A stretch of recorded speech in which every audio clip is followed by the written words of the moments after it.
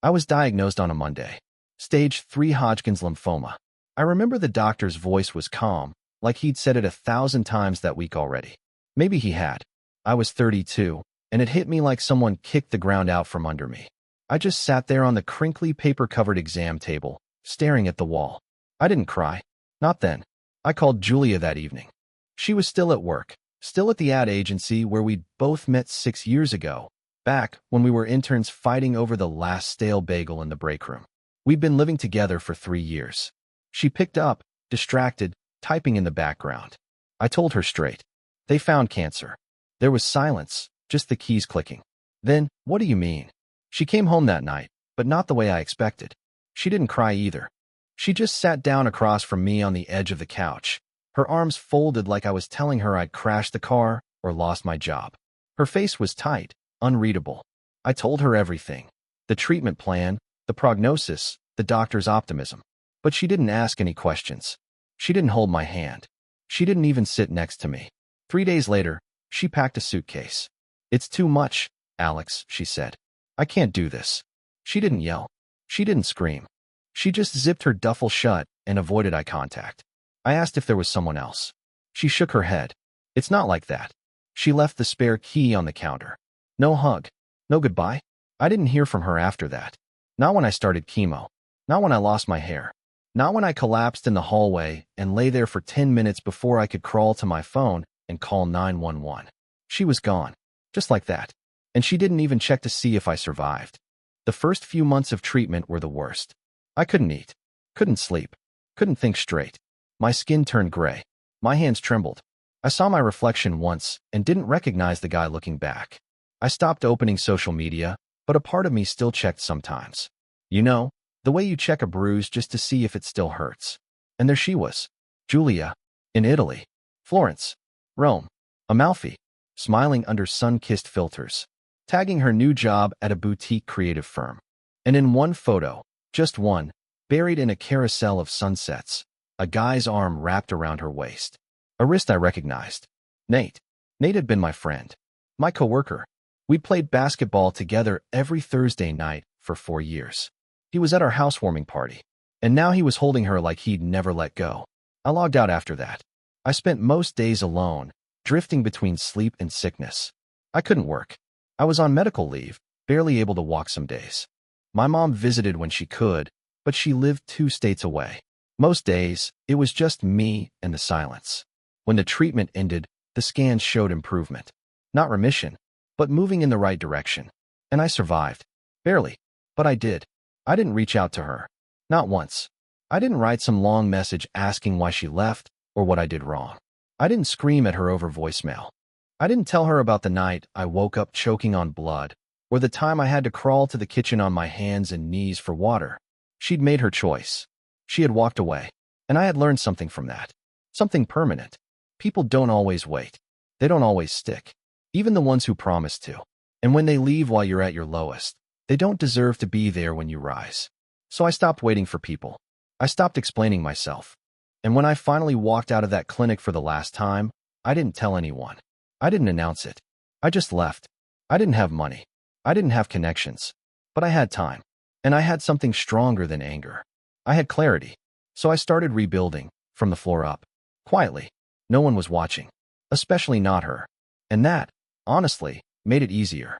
After I got the clean bill, or close enough to one, I moved out of that old apartment. It wasn't sudden. I just stood there one afternoon, looking at the couch we used to sit on, the dent where she always curled up with her laptop, the mug she'd left on the top shelf above the fridge, like she still meant to come back for it. I didn't tell the landlord I was leaving until the last possible day. Packed light. Donated most of what I owned. I couldn't stand dragging memories into whatever came next. I found a studio downtown, cheaper, smaller, with appealing fire escape and a flickering hallway light. It was all I could afford, and it didn't matter. I liked that nobody knew me there. I liked that the doorman didn't recognize my name. People from my old life, friends, coworkers, stopped reaching out. Maybe they didn't know what to say, or maybe they'd moved on like Julia did. I didn't chase anyone down. I started working freelance. Small design gigs, building websites, anything I could find. I used to be a creative director. Now I was just a guy with a second-hand laptop and enough bandwidth to finish a job on time. It felt good, though. Clean. Quiet. At night, I read. Studied. Not just art or design, but behavioral psychology, brand positioning, consumer research, neuromarketing, everything. I read white papers and watched lectures on how people make choices, how they associate value, how they build trust in a name. You know what I learned? People don't actually follow talent. They follow story, perception, a logo, a name, an idea they can project themselves into. Julia always thought it was talent that made someone rise in the industry. But she was wrong. It's never just about who's the best. It's about who controls the narrative. I worked in silence for almost 2 years. Never posted online. Didn't show my face. Every time a job wrapped, I took that paycheck and poured part of it into something I called Project Waterglass. That wasn't its real name, of course. I just called it that in my notes. A water glass looks empty until the light hits it. Then you see what's inside. Anyway, that's a tangent. Point is, I didn't post cryptic quotes. I didn't write angry letters. I didn't announce my glow up. I wasn't out for followers or pity or even applause. I just lived, kept my head down. Meanwhile, I saw Julia was thriving. Her new boutique firm, Bloom and Gray, was suddenly everywhere. Big tech clients, clean minimalist branding, custom fonts, a growing following on Instagram. And right at the front, Julia. Her name wasn't on the company, but her face was all over the brand's behind-the-scenes videos. Laughing with clients, leading brainstorms, hosting podcast interviews about empathy in branding. Nate was there too, sometimes, usually quiet in the background, like a shadow that happened to follow her around. They weren't married, not yet, but I could tell they lived together. It was funny. I didn't hate them. Not exactly. I just felt curious. A year after I left the hospital, I ran into someone from the old agency. Derek. He barely recognized me. Dude, he said, you look good. I said, thanks. We caught up at a coffee shop. He told me how the agency was circling the drain after a big account pulled out. Everyone's jumping ship, he said. Honestly, you got out at the right time. I didn't correct him. He asked what I was doing now. I told him I was consulting. Vague enough to sound impressive. He nodded like that made sense and said, hey, you remember Julia, right? I smiled. Of course. He leaned in a bit. Word is, she's in line for some big funding. Venture capital stuff. They're about to scale hard, like national. I raised my eyebrows. Good for her. And I meant it. In a way, people always want the big moment. The confrontation. The chance to stand up and scream, you betrayed me. But the truth is, real power doesn't come from being seen. It comes from being underestimated. Forgotten. Invisible. I'd become very good at that. The first product from Project Waterglass was a little brand called Verve Base. It was built to solve a problem Julia's firm didn't even realize they had. I didn't promote it under my name. I didn't even run the socials myself. I hired a small team of freelancers from overseas. Developers, community managers, content strategists. All remote. No one ever saw my face. Verve Base didn't shout. It whispered. We didn't try to take over the market. We just found the cracks Julia couldn't see. Bloom and Gray's whole identity was based on aesthetic. Clean visuals, pastel color palettes, expensive serif fonts. Verve Base went the opposite way. Bold, messy, sharp language. Hook-first strategy. Built for startups who didn't have time for tone boards or vibe decks. At first, we didn't even compete directly. We targeted founders Julia would have never taken on. Early stage. Broke. Scrappy. But the thing about startups is, some of them grow. And when they do, they remember who gave them their first break. By the end of that year, Verve Base was everywhere in the founder community. Not mainstream, not glossy, but trusted, recommended, quietly respected. We didn't steal Julia's clients. They came to us on their own. One by one. She didn't even notice. Not yet.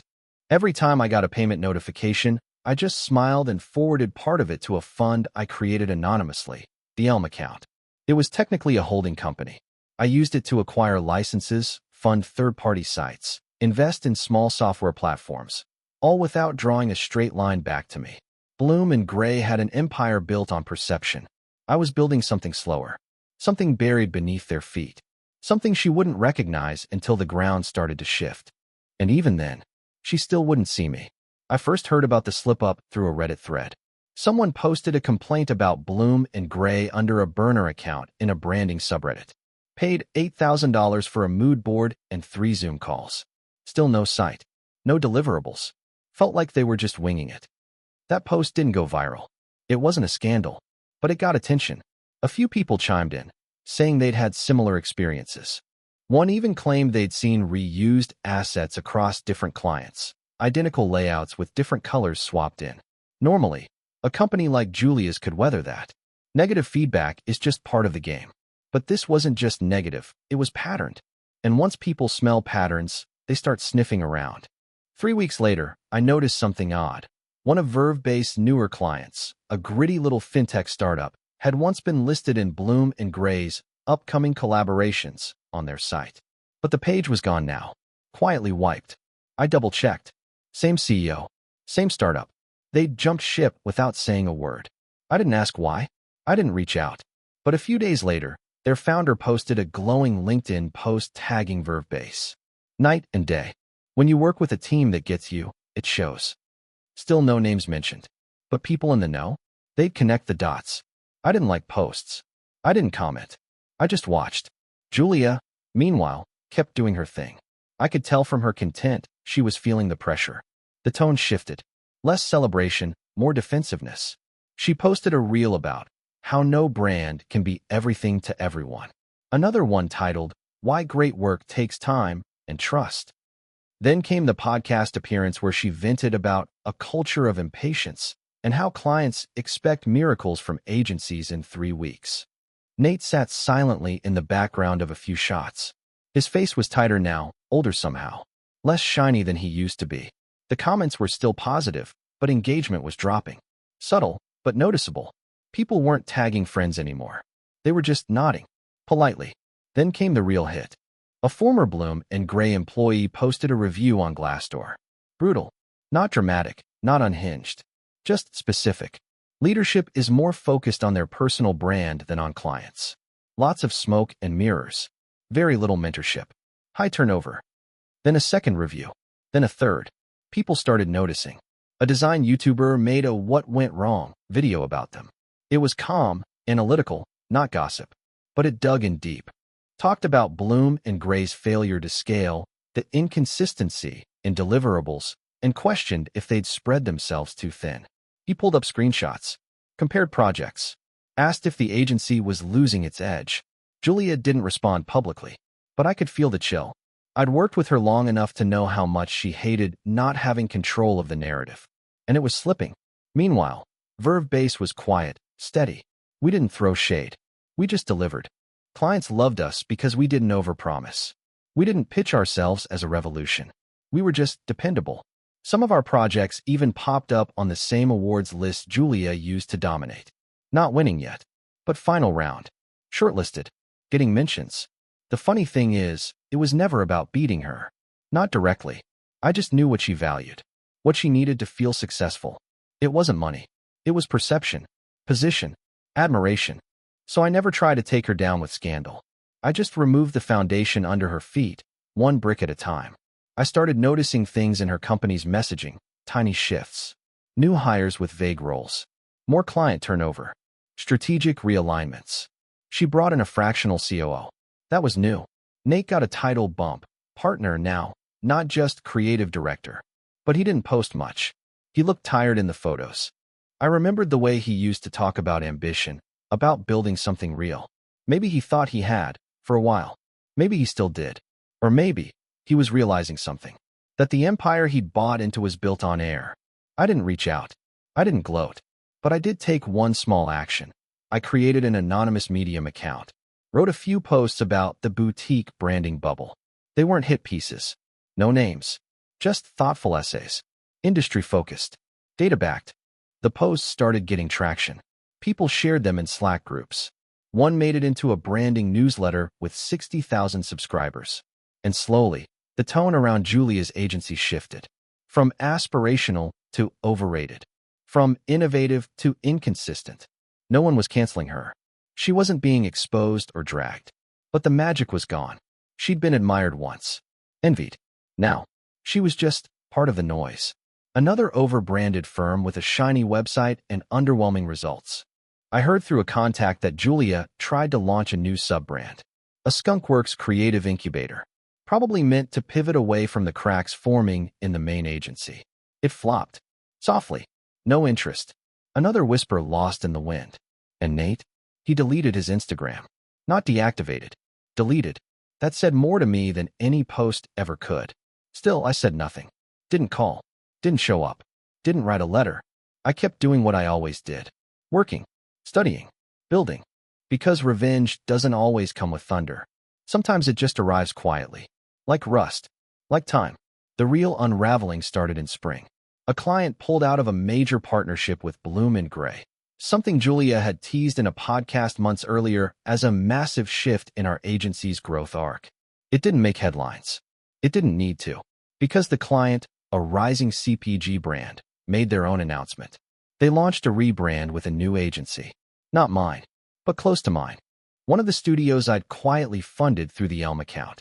In the press release, the client's CEO threw in a line about creative alignment and working with teams who are present and engaged. That's all it took. Every founder, investor, and creative director reading between the lines knew what that meant. Bloom and Gray dropped the ball. Suddenly, Julia's agency wasn't the boutique darling anymore. It was just another overhyped shop that couldn't keep up. Then came the Medium post. Not mine. I never had to lift that pen. It was written by a former junior strategist at Bloom and Gray, someone who'd been with them early on, right when they were blowing up. The post was long, thoughtful, brutal without being bitter. It painted a picture of a company addicted to optics, late invoices, chaotic leadership, high turnover, rushed timelines dressed up as creative bursts. And at the center of it all, Julia, not evil, not malicious, just fragile, obsessive, more interested in curating her image than building something sustainable. The post was shared 40,000 times in a week. Clients started backing away. A podcast that once featured her pulled her episode from their archives. Quietly, but noticeably, people started joking that Bloom and Gray's best branding job had been branding themselves. I got a forwarded email from one of our own clients, someone who'd been poached by Bloom and Gray 2 years earlier, but had come back to us, quietly. The email was from Julia's team. Polite, a little desperate, offering discounted rates, a limited engagement retainer with expanded deliverables. That's agency code for, please come back. We need the money. The client didn't even respond. Just hit forward, then typed. Thought you'd enjoy this. I didn't reply, just archived it. But yeah, I enjoyed it. Nate resurfaced briefly on LinkedIn. Posted a single update. Taking a step back to refocus. Grateful for the journey. Onward. That was it. No logo. No photo.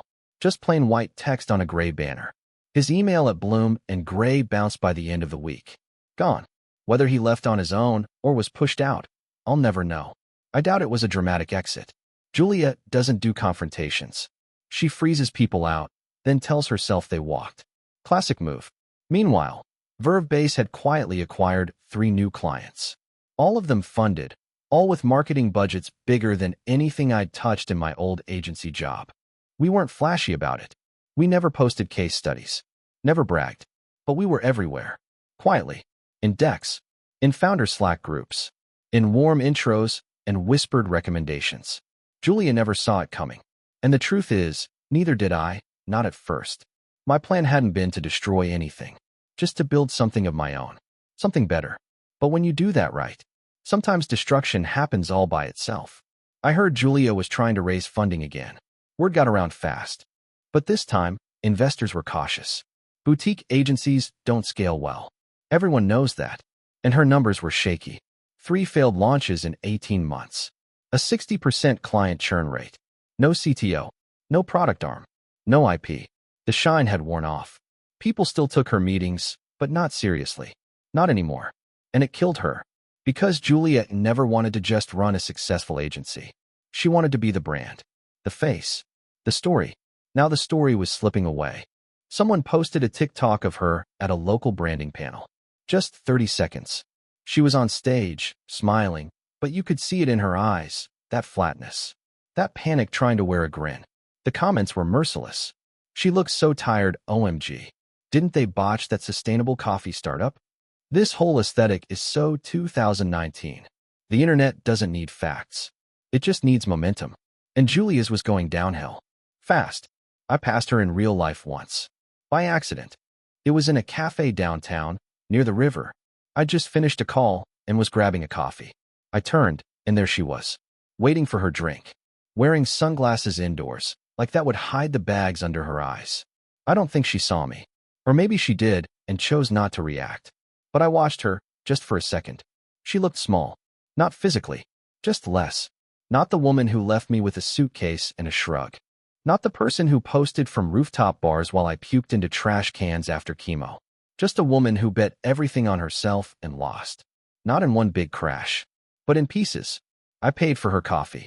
Quietly. Left a note with the barista. Good luck with what's next. No signature. No hint. Just enough to make her wonder. She never reached out. Not after the coffee.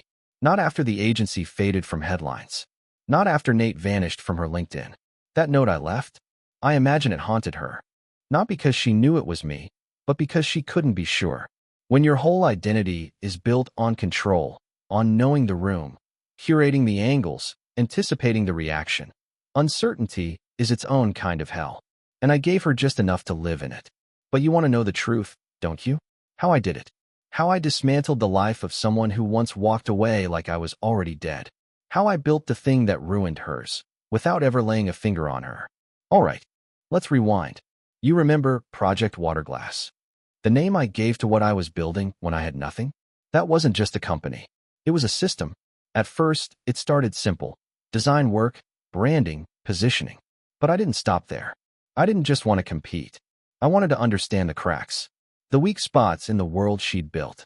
Because Julia's brand, Bloom and Gray, it looked solid. But it was held together by performance. Image. Narrative.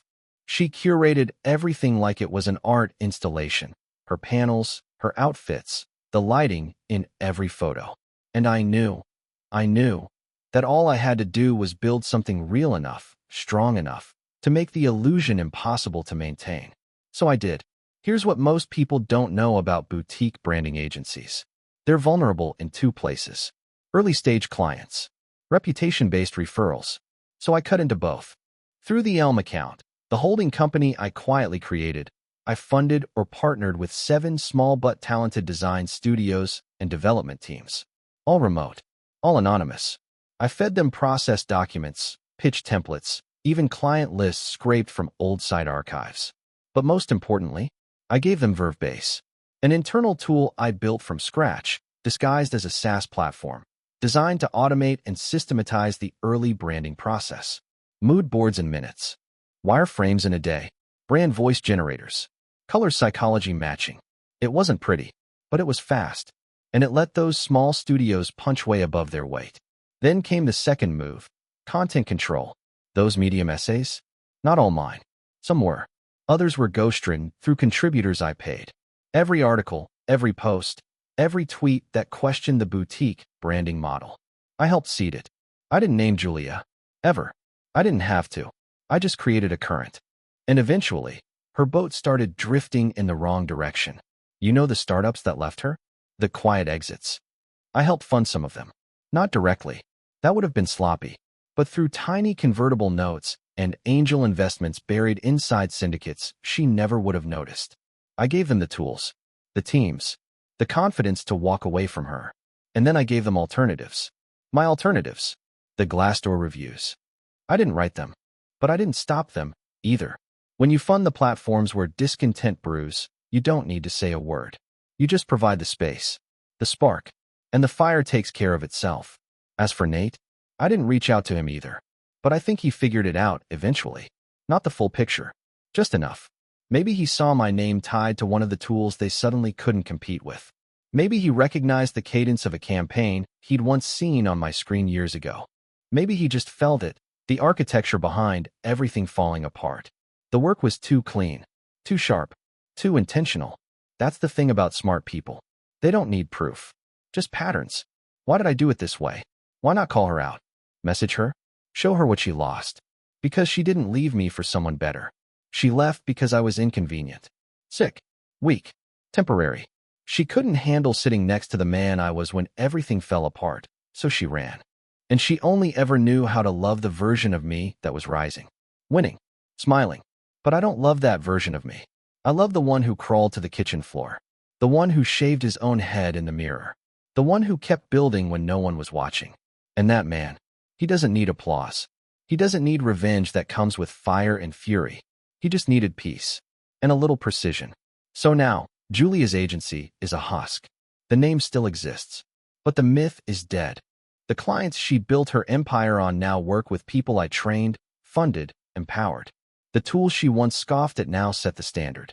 And every time someone types top branding studios for startups into Google, they find a page I paid to rank. She'll never fully know how it all happened. She'll blame burnout, trends, bad hires, market shifts.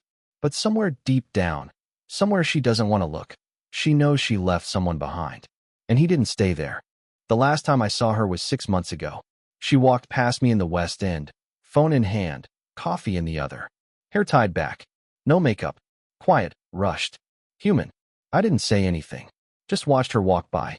And for the first time, she looked like a stranger. Not the woman who betrayed me, not the girl who ran, just someone trying to hold it all together. And failing. I turned the corner, kept walking, didn't smile, didn't look back. Some stories don't need a confrontation. Some endings don't need a final word. Because I was never the one who disappeared. She was. I just made sure the world eventually noticed.